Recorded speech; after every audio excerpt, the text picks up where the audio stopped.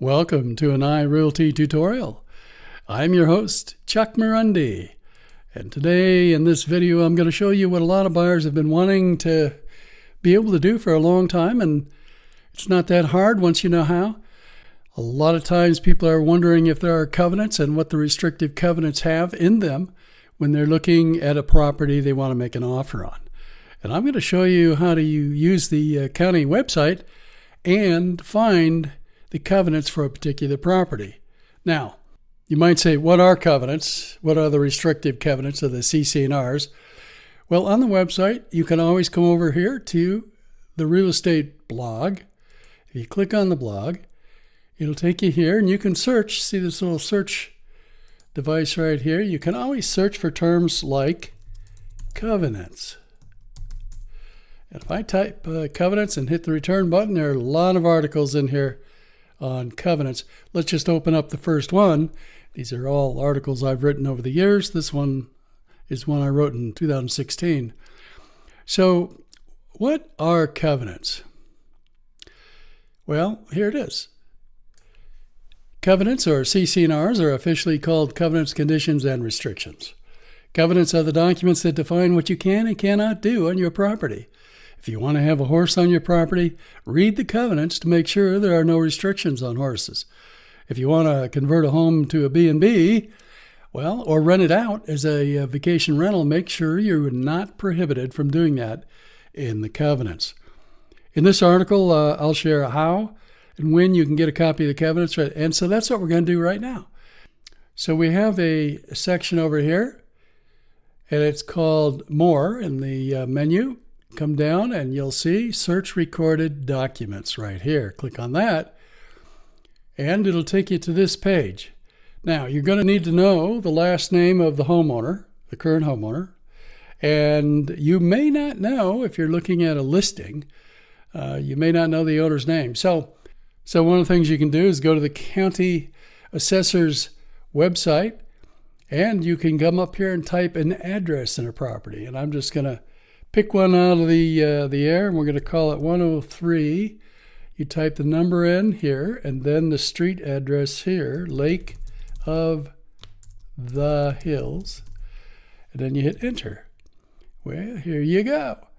Now let's view the details right here.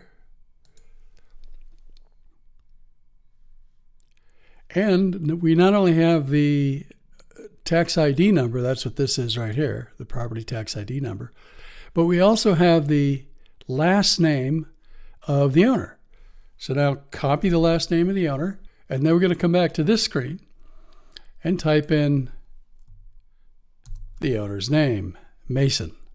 Then you can hit begin search, and got some nice little instructions there. And just follow those instructions, but I'll walk you through them right now. So I'm going to hit got it, take me there.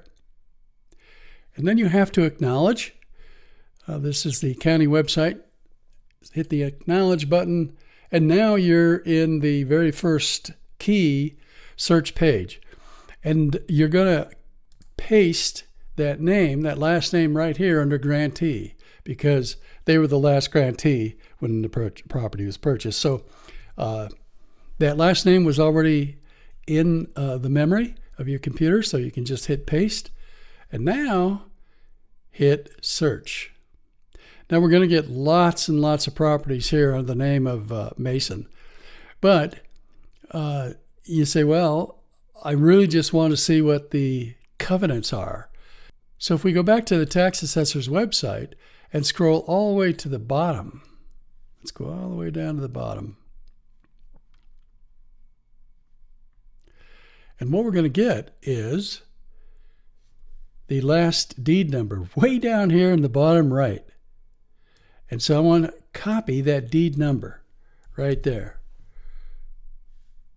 We're going to go back to our county search page and we're going to modify our search. So we couldn't find what we were looking at by just going with the last name because there are too many documents that are recorded. So the next best way, once we have that name and that text parcel number, is to come up here and say, let's paste that document number in right there. So top left side here, in this box right here, I just pasted that number we copied from the tax assessor's website. That is a recording number for the statutory warranty deed. Let's hit search. And lo and behold, there's the warranty deed. Now, let's click on that. And you open it up by going to view attachment right here. When I view that attachment, it will open up that document over here. Now, here's what we're trying to find.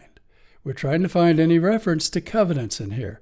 And the covenants are going to be referred to in the Exhibit A, typically the legal description. So let's go down to Exhibit A. And here's where we find the easements, references to all of the recorded documents. Here's the covenants right here. And look at this. We've got a couple of things here. We have a recording number for the covenants. Now I can go back to the document search. And I'm going to open up a document search in a new link, so I don't want to close that out yet. Okay, I just pasted that number. That's the recording number of the CC&Rs. And now we're going to hit search. Aha, protective covenants. There they are. Wow, we found them. Now we're going to hit view attachment. Lo and behold, here are the covenants. And you can read these right here, or you can download it to your computer, or you can print it out. But you can go through here and see the kinds of restrictions that exist on this property. And they start right here. All driveways will at a minimum be covered with a clean gravel. No building will be permitted nearer than 20 feet from the lot line, and so on. So now you know. And here's one, paragraph 14. No livestock, poultry, household pets, or other animals shall be reared, bred, or kept on any lot for commercial purposes. Doesn't mean you can't have some, but you can't raise them on there for commercial purposes. Well, now you know how to find the covenants on a property. The county also has a wonderful new site that I'll share with you, and I'll include the link below this video. But this is a wonderful place to find links to so many important pieces of information here.